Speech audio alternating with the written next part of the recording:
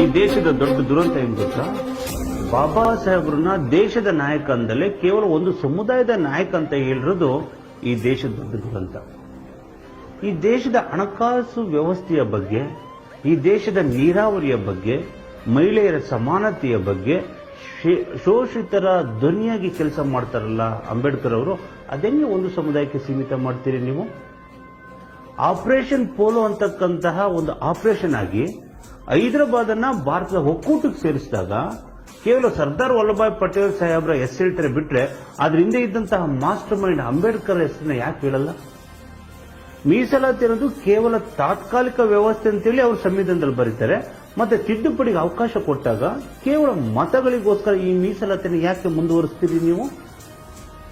ಮೀಸಲಾತಿಯಲ್ಲಿ 15% SC ಜನಾಂಗಕ್ಕೆ, 3% ST ಜನಾಂಗ ಕೊಟ್ಟು 18% ಆಗುತ್ತೆ. ಇನ್ನುಳಿದ 82% ಸಮಾಜದ ನಾನಾ ಜಾತಿ ಧರ್ಮಗಳು ಹಂಚಿಕೊಂಡು ತಿಂದಿದ್ದಾರಲ್ಲ. ಈ ತರ ಇದ್ದಾಗ ಅದೆಂಗೆ ನೀವು ಕೇವಲ ದಲಿತ ನಾಯಕ ಅಂತ ಕರಿತೀರಿ ನೀವು?